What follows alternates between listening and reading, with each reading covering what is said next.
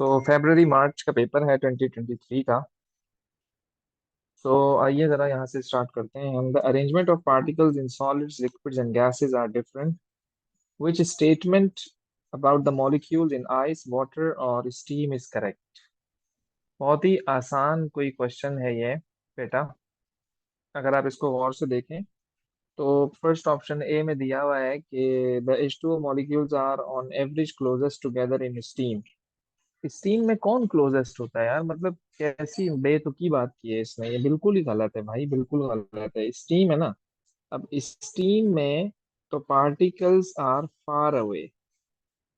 Steam में particles are far away from each other. Far away, तो इसलिए ये ऑप्शन आपका बिल्कुल गलत हो गया। फिर क्या कह रहा है कि the two molecules are on average furthest apart in water। नहीं, furthest apart in water, water तो लिक्विड है। वाटर तो लिक्विड है, लिक्विड के पार्टिकल्स फर्देस्ट अपार्ट नहीं होते, क्लोजर होते हैं। मुझे क्लोजर लिखना चाहिए यहाँ पर, क्लोजर होते हैं। फिर ऑप्शन सी में कह रहे हैं H2 molecule in steam have the second highest average velocity. देखो स्टीम में सेकंड हाईएस्ट नहीं है, फर्स्ट हाईएस्ट है ये। क्योंकि स्टीम है ना, उनकी वेलोसिटी तो ज्यादा होनी चाहिए। तो इसलिए इसलिए ये सेकंड नहीं है, इसको फर्स्ट होना चाहिए। तो that's why the option is D. Because H2 molecules in ice are able to vibrate. देखो आइस क्या सॉलिड होता है, और सॉलिड के पार्टिकल्स जो होते हैं वो टाइटली पैक्ड होते हैं, और टाइटली पैक्ड होने की वजह से they can only vibrate. That's why option D is correct. The melting points and boiling points of three elements at 1 atm pressure are shown. Separate samples of argon, nitrogen, and oxygen are stored at minus 200 degrees Celsius and 1 atmospheric pressure. How many samples are liquids? How many samples are liquids? देखो वो कह रहा है कि argon का melting point और boiling point दोनों दिए हुए हैं आपको, नाइट्रोजन का भी दिया हुआ है और ऑक्सीजन का भी दिया हुआ है। फिर कह रहे हैं separate samples of argon, nitrogen and oxygen are stored at -200 degree Celsius. इन सैंपल्स को हमने स्टोर कर लिया -200 डिग्री सेल्सियस पर। तो अगर आप गौर करें बेटा, how many samples are liquids, तो क्या होना चाहिए इसका आंसर। देखो लिक्विड वो होता है जिसका जो जो गिवन टेम्परेचर है आपका, वो अगर इन दोनों के बिटवीन हो ना, तो फिर वो जो सब्सटेंस होता है वो आपका लिक्विड एट रूम टेम्परेचर होता है। वो आपका लिक्विड एट रूम, ऐसा कौन सा टेम्परेचर है जो इनके बिटवीन आ रहे हैं। तो ऑब्वियस सी बात है, एक नाइट्रोजन होगा और ऑक्सीजन होगा, तो only two samples will be in liquid form. तो इसकी इसका हिंट क्या है, इसका हिंट क्या है कि हमने आपको क्या कहा कि अगर आपका given -200 is in between its melting and boiling point. तो इसको मैं यहाँ मेंशन कर देता हूँ कि जो आपका -200 है between melting point and boiling point. इस वजह से यही रीजन है उसका कि ओनली टू सैंपल्स आपके पास ऐसे हैं जो लिक्विड एट रूम टेम्परेचर होंगे। तो उसको पहचानने का तरीका कुछ ऐसा है। Which statement describes a compound? It contains two or more elements that are chemically combined. इसको तो समझने की जरूरत है ही नहीं, कंपाउंड की तो डेफिनेशन ये होती है। तो ये मैं इसको लिख देता हूँ कि ये डेफिनेशन ऑफ कंपाउंड है बेटा।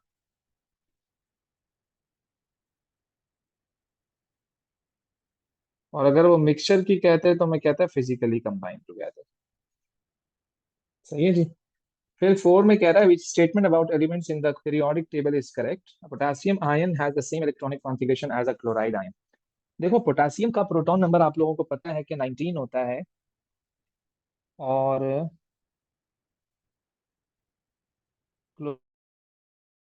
क्लोरीन का होता है 17। तो 17 + 1 18, और 19 - 1 18। क्योंकि पॉजिटिव का मतलब क्या है, लॉस ऑफ इलेक्ट्रॉन, और नेगेटिव का मतलब है गेन ऑफ इलेक्ट्रॉन। तो अगर आप इसकी कॉन्फ़िगरेशन लिखोगे तो ये होगी 2,8,8। इसकी अगर आप लिखोगे तो 2,8,8। दोनों की कॉन्फ़िगरेशन सेम है, that's why option A is correct. Okay. देखो कैल्शियम 2+ का इन्होंने गलत लिखा है बेटा, कैल्शियम 2+ का मतलब होता है 20 इलेक्ट्रॉन्स। तो ये जो इन्होंने कॉन्फ़िगरेशन लिखी है ना, ये 22 सॉरी, 2+ का मतलब ये होता है कि 18 इलेक्ट्रॉन्स। 18 इलेक्ट्रॉन्स। ये जो इन्होंने कॉन्फ़िगरेशन लिखी है, ये 20 इलेक्ट्रॉन्स की लिखी है। हेलोजेंस आर इन ग्रुप 6, नहीं, ग्रुप 7 में होते हैं halogens. Magnesium is in period 3, so magnesium ion has 3 occupied electron shells. नहीं, मैग्नीशियम के पास 10 इलेक्ट्रॉन्स है। और 10, तो कितने शेल हुए इसके पास? Only 2 shell.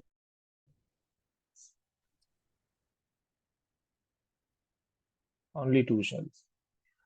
फिर अगर हम 5 की बात करें, आयोनिक बॉन्ड क्या होता है? ऑपोजिट चार्ज के between electrostatic force of attraction है, और हमेशा मेटल और नॉन मेटल के बिटवीन बनता है। आयोनिक बॉन्ड जो है वो हमेशा मेटल और नॉन मेटल के बिटवीन बनता है।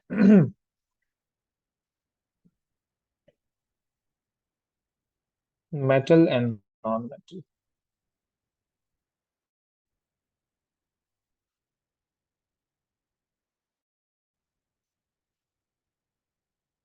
तो bromine atoms form negatively charge bromide ions, ये बिल्कुल सही है, क्योंकि bromine is a non metal. और नॉन मेटल हमेशा क्या करेगा? नॉन मेटल हमेशा क्या करेगा? नेगेटिव चार्ज बनाएगा। मेटल फॉर्म्स कैटायन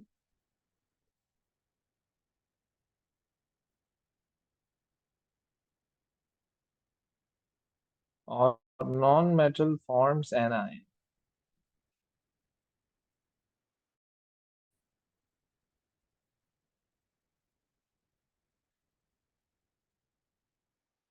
ये याद रखो। Okay. Metal forms cation and non metal forms anion. बेटा, क्या होना चाहिए 6 का आंसर यार? इतना क्यों सोच रहे हो भाई? हाँ भाई, बिस्मा, आदिया मुजफ्फर। हाँ भाई, शहजादी, क्या होना चाहिए बेटा इसका आंसर? आदिया मुजफ्फर कह रही है सी। सी। बिस्मा बेटा, आप क्या कहती हो?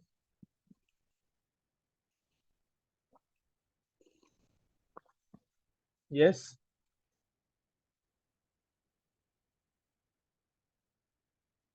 बिस्मा क्या कहती हो बेटा? बी। आयशा कह रही है बी।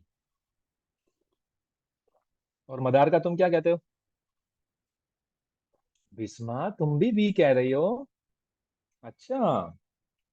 मदार का तुम क्या कहते हो?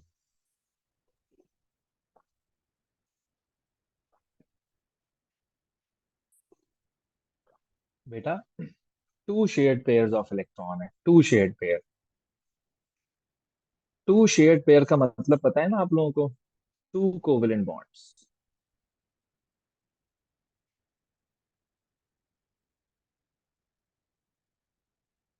तो बेटा, इसमें 4 कोवेलेंट बॉन्ड्स हैं, इसमें 1 कोवेलेंट बॉन्ड है, इसमें 1 कोवेलेंट बॉन्ड है, इसमें 2 कोवेलेंट बॉन्ड्स है।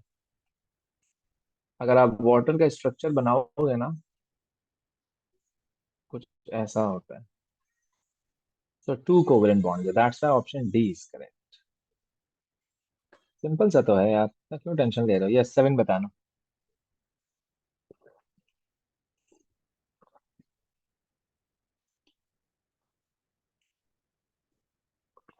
हाँ जी, क्या कहते हो?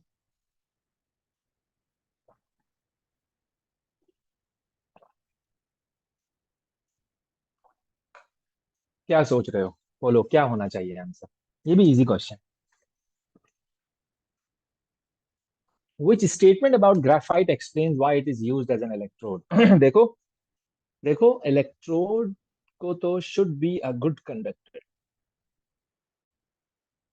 Should be good conductor of electricity.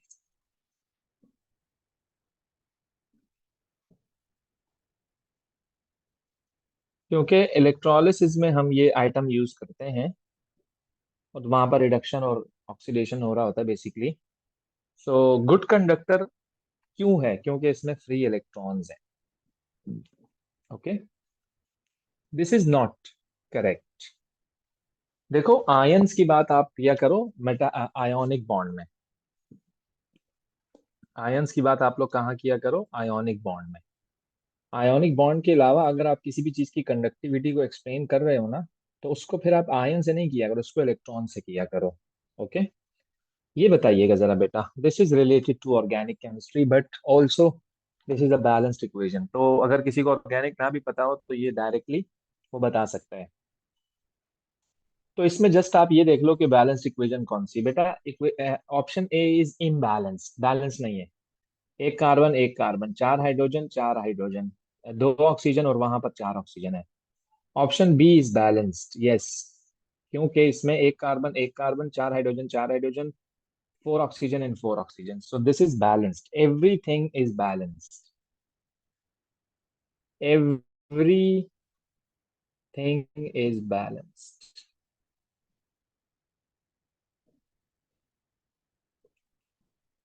Yes, question 9 बताइएगा बेटा, this is a tricky one. 9 बताओ जरा, सोचो बेटा, सोचो क्या होना चाहिए।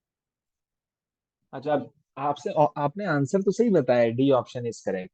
अब इसको जरा देखो, इक्वेशन इन्होंने दी हुई है, when 2.43 grams of magnesium reacts with an excess of steam यानी कि पानी, the products are 4.03 gram of magnesium oxide and 0.20 gram of hydrogen. What is produced when 7.29 gram of magnesium reacts with an excess of steam? With an excess of steam, तो बेटा अगर आपका 2.43 में है तो उससे कितना मैग्नीशियम ऑक्साइड बन रहा है, आप बोलोगे सर पॉइंट, सॉरी 4.03 ग्राम बन रहा है मैग्नीशियम। तो कितना मैग्नीशियम ऑक्साइड बनेगा, आप क्रॉस मल्टीप्लाई करवा लोगे इसे। बेटा जब आप इसे क्रॉस मल्टीप्लाई करवाओगे ना तो आपके पास आंसर आएगा 7.29 into 4.03 divided by 2.43। Answer is 12.09 grams of magnesium oxide, means that 12.09, 12.09 तो ये रहा आपके पास, और किसी भी ऑप्शन में नहीं है, आप देख सकते हो। आप देख सकते हो और कहीं भी नहीं है, ना यहाँ पर है, ना यहाँ पर है, ना यहाँ पर है। तो आपको चेक करने की जरूरत फर्दर नहीं है, तो दैट्स योर करेक्ट आंसर।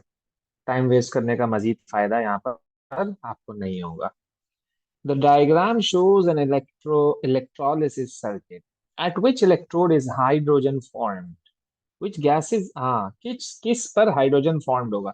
तो बेटा ये तो मोल्टन है मेरे बच्चों, मोल्टन पर तो कभी भी हाइड्रोजन फॉर्म नहीं होता, मोल्टन के केस पर नेवर गैसेस आर प्रोड्यूस्ड,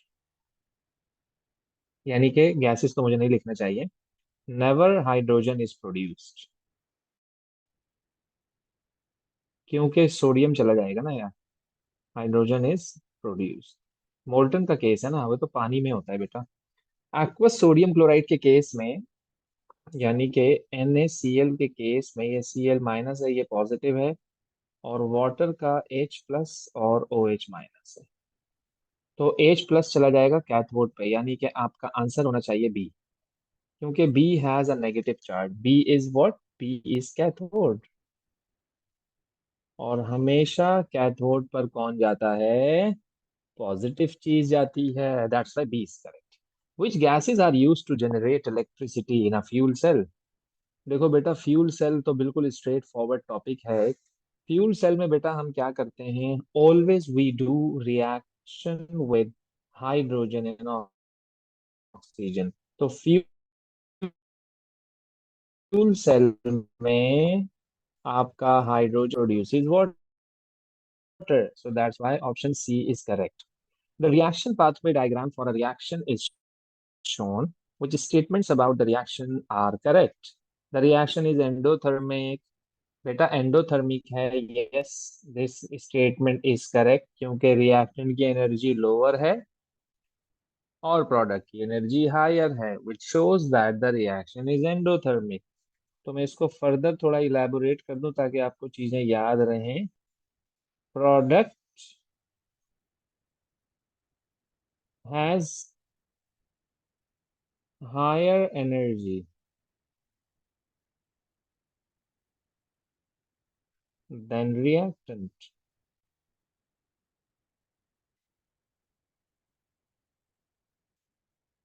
दूसरा, द रिएक्शन इज एक्सोथर्मिक। नहीं भाई, एक दफा हो गया ना एंडोथर्मिक, ऐसे थोड़ी होता है।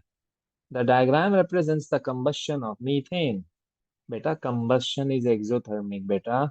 शरारत कर रहा है आपके साथ ये एग्जामिनर, देख रहे हो तुम। Combustion is exothermic. Combustion is exothermic. तो ये तो एक्सोथर्मिक नहीं है। The diagram represents the thermal decomposition of limestone. बेटा थर्मल डिकम्पोजिशन क्या होता है? एंडोथर्मिक होता है। तो हाँ ना, एंडोथर्मिक तो है ये। तो मैं बोलूंगा यस, ये स्टेटमेंट भी आपकी करेक्ट है।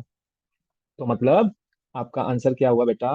1 and 4, option B is correct. Okay, आइए जरा। हाँ, which row describes a chemical change. बेटा केमिकल चेंज में हमेशा क्या होता है, कोई ना कोई नई चीज बनती है।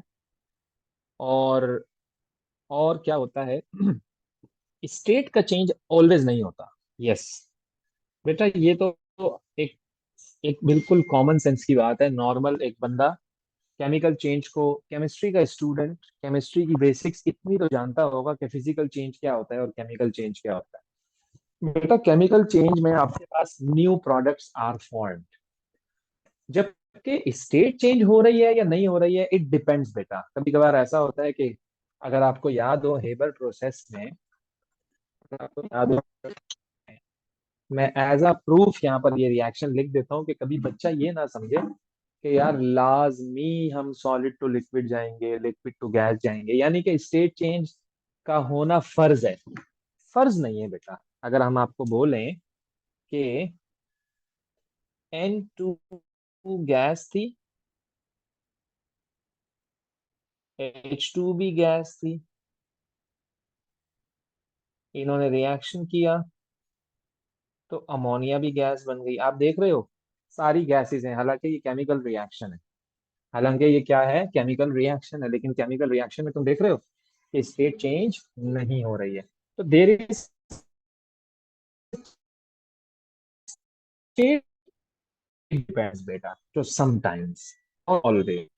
Magnesium powder reacts with an excess of dilute hydrochloric acid to produce hydrogen gas. Which statements about this reaction are correct? देखो, अब ऑप्शन वन में कह रहा है कि पहले तो आप समझो कि वो पाउडर मैग्नीशियम का रिएक्शन करवा रहा है। Okay, the smaller the particles the more slowly the. नहीं भाई, क्या हो गया, स्मॉलर पार्टिकल होंगे, स्मॉलर पार्टिकल होंगे तो सरफेस एरिया ज्यादा होगा। And you know that surface area is direct to rate of reaction. तो surface area, higher the temperature, the faster the magnesium powder disappears. बेटा क्यों होगा ऐसा? ऑब्वियस सी बात है यार, मैग्नीशियम पाउडर जब किसी एसिड से रिएक्ट करेगा और जब हाइड्रोजन गैस बनेगी तो मतलब हर हर चीज को खत्म होना है ना। हर रिएक्टेंट को has to be finished after a while. क्यों? It's going to react and it's going to produce hydrogen gas, तो ऑब्वियस सी बात है वो डिसअपेयर होगा, खत्म होता रहेगा ना रिएक्टेंट, नेचुरल सी बात है। तो yes, statement 2 is correct. Number 3, the lower the concentration of dilute hydrochloric acid, the faster. No, no, no. Concentration is directly proportional to the rate. Concentration कम करोगे तो रेट भी कम हो जाएगा। तो ये क्यों कह रहा है फिर कि concentration को अगर हम लोअर कर रहे हैं तो faster the rate? No, no, no. Incorrect statement. Fourth statement. The faster the magnesium powder disappears, the faster the rate of reaction. Exactly. जितनी जल्दी जल्दी मैग्नीशियम खत्म हो रहा है, it shows that the reaction is very fast. So yes, so statement 2 and 4 are correct. That's why option C is your final answer. देख रहे हो बेटा, कॉन्सेप्चुअल तो है, ये बात तो है, which statement about hydrated copper cobalt 2 chloride is correct? Basically ये हम वाटर को टेस्ट करते हैं, वाटर के दो टेस्ट होते हैं, एक कॉपर सल्फेट डाल के चेक करते हैं वाटर में। तो अगर copper sulphate white to blue हो गया तो ये वाटर का कंफर्म टेस्ट है। अगर कॉपर सल्फेट के अलावा आपके पास कोबाल्ट क्लोराइड का पेपर है, तो कोबाल्ट क्लोराइड का जो पेपर होता है ना, वो ब्लू टू पिंक हो जाता है। वो क्या हो जाता है? Blue to pink. यानी initially it was blue, initially it was blue, and when you have added water onto this paper, so बल्कि पिंक टू ब्लू हो जाता है वो। यानी कि उसमें उसको जब आप करते हैं, हाइड्रेटेड कोबाल्ट 2 क्लोराइड की बात हो रही है ना, तो मैं इधर कलर लिख देता हूँ कि जब एनहाइड्रस होता है तो क्या होता है और जब वो हाइड्रेटेड होता है तो क्या होता है। तो यहाँ वाटर की बात नहीं हो रही, थोड़ा डिफरेंट स्टाइल में क्वेश्चन पूछा है। हाइड्रेटेड हाइड्रेटेड जो कोबाल्ट क्लोराइड होता है,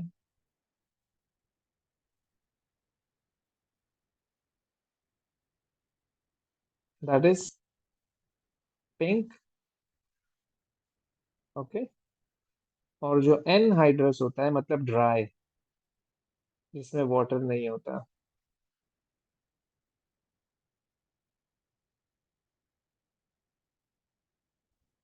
वो क्या होता है बेटा? ब्लू होता है। तो अब ये क्या कह रहे हैं, अभी हमारे पास हाइड्रेटेड है, अभी हमारे पास क्या है? हाइड्रेटेड है। तो हाइड्रेटेड का कलर तो पिंक है। आपने उसको हीट किया, जब आप उसे हीट करोगे तो पानी उड़ जाएगा सारा, वो एनहाइड्रस हो जाएगा, तो फिर वो क्या हो जाएगा? ब्लू हो जाएगा। तो that's why option A is correct. थोड़ा सा डिफरेंट स्टाइल में पूछा है question. an aqueous an aqueous solution reacts with a solid. The products are an alkaline gas, a salt, and water. What are the aqueous solution and the solid?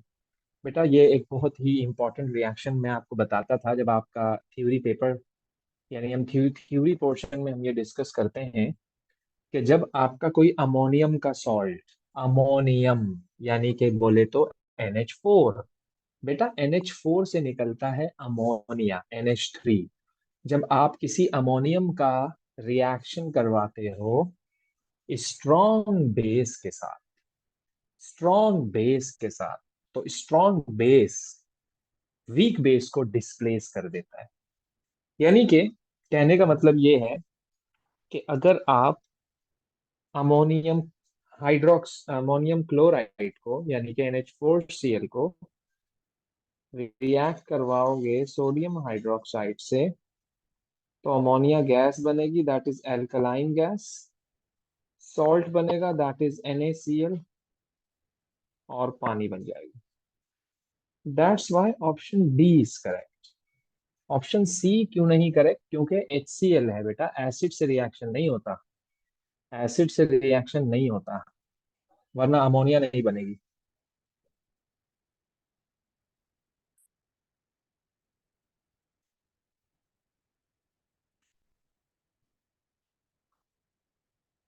Both calcium oxide and calcium hydroxide are used to remove sulfur dioxide from flue gases in industrial plants. Which law classifies calcium oxide, calcium hydroxide, and sulfur dioxide? देखो, इसने एक concept यहाँ बता दिया और दूसरा पूछ लिया। आपको याद हो एयर एंड पॉल्यूशन वाले चैप्टर में हम डिफरेंट पॉल्यूटेंट्स को डिस्कस करते थे, उनमें था एक topic flue gas desulphurisation.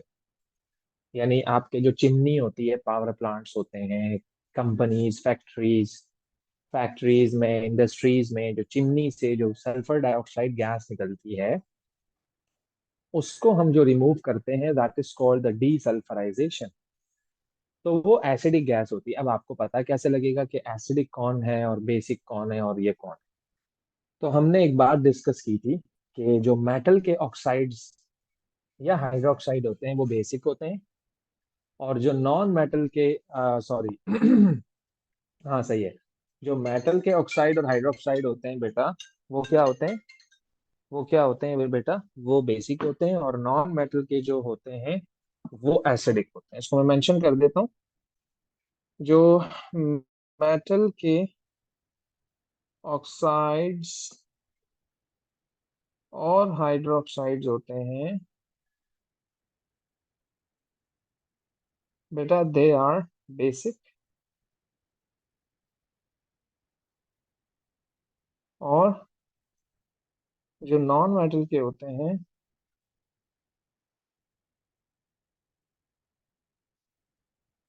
They are acidic.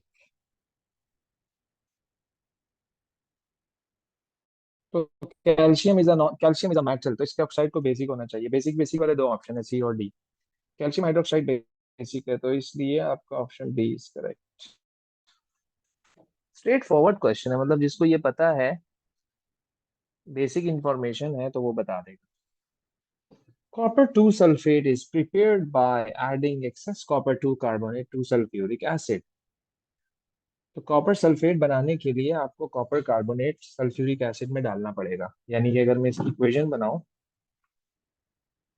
तो copper carbonate plus sulphuric acid that is H2SO4 और फिर वो क्या बनाएगा, कॉपर सल्फेट और कार्बन डाइऑक्साइड और वाटर बना देगा। ओके, अब वो कह रहा है एक्सेस कॉपर टू कार्बोनेट क्यों डाला। एक्सेस हम इसलिए डालते हैं क्योंकि आपका जो कॉपर सल्फेट बन रहा है ना, सॉल्ट, उसमें एसिड एज एन इम्प्यूरिटी नहीं होना चाहिए, एसिड की कंटामिनेशन नहीं होनी चाहिए उसमें। क्योंकि आपका सॉल्ट जो है वो एसिड से पाक होना चाहिए, एसिडिक उसके अंदर कैरेक्टरिस्टिक्स नहीं होनी चाहिए। ये पॉइंट वाली बात है।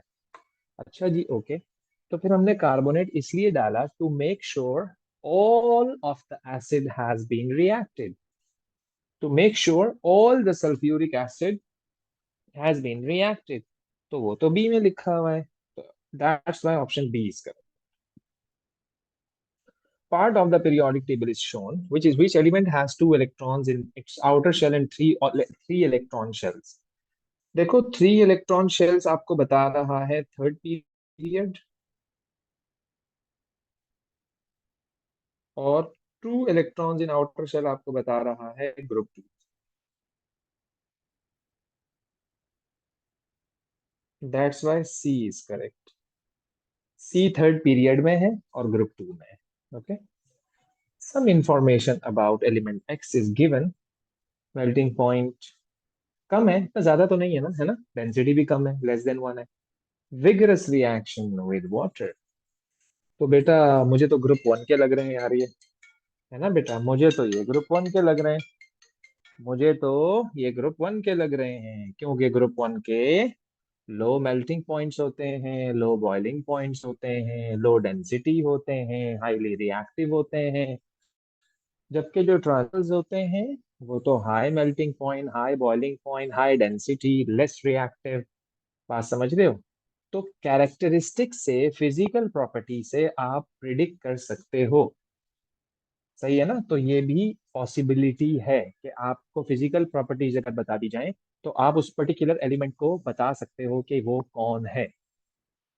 इसलिए मैंने ग्रुप 7 पे लगा दिया। ग्रुप 1 है बेसिकली, है ना, ग्रुप 1 होता है। The properties of the element titanium can be predicted from its position in the periodic. Titanium होता कहाँ है, टाइटेनियम कहाँ होता है, टाइटेनियम जो है वो ट्रांजिशन एलिमेंट है ना, titanium. Scandium, titanium, proton number 22 है इसका। तो जो टाइटेनियम है बेटा वो ट्रांजिशन एलिमेंट है, transition.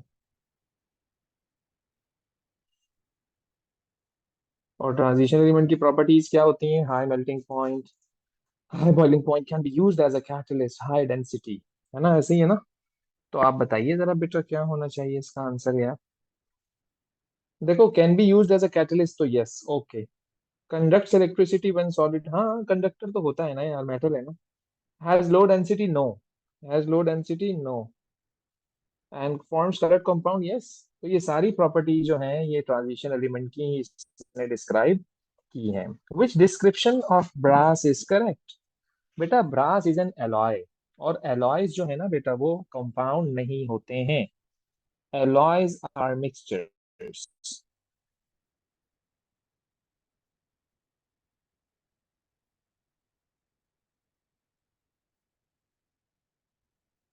That's why option C is correct. Okay. हाँ, और ये भी पता होना चाहिए। अब अगर आप ये सोचोगे डी क्यों नहीं है, तो बेटा आपको पता होना चाहिए कि ब्रास किस चीज से बनता है। ये मैंडेटरी है। ओके, इसमें अगर आपको ये नहीं पता होगा तो आपको आंसर नहीं पता लगेगा, तो इसलिए ये मस्ट है। What is the symbol of the metal used in the manufacture of aircraft because of its. बेटा ये हमने मेटल वाले चैप्टर में डिस्कस किया था, अगर आपको याद हो तो। वन एंड ओनली कौन? कौन? Aluminium. Aluminium. It has a low density.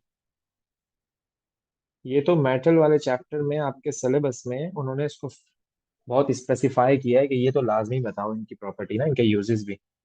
Which property of stainless steel makes it suitable for making cutlery. देखो ये भी हमने डिस्कस किया था।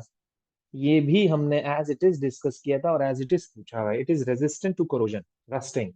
है ना, आपके खाने के बर्तन ऐसे होने चाहिए क्योंकि बार बार पानी लगता है, में बार बार आप वॉश करते हो, फिर खाते हो, फिर वॉश करते हो, तो मतलब फ्रीक्वेंटली वो वॉश वॉश होते रहते हैं। वाटर वाटर का कोलिजन होता रहता है, तो इसलिए वो रेजिस्टेंट टू कोरोजन होना चाहिए। उसे ना बहुत जल्दी रस्ट लग जाएगा तो फिर वो substance is react form hydrogen gas. देखो अब ये एसिड बेस में कुछ जनरल रिएक्शंस आप अगर आपको याद हो, when acid reacts with water so they form salt and water.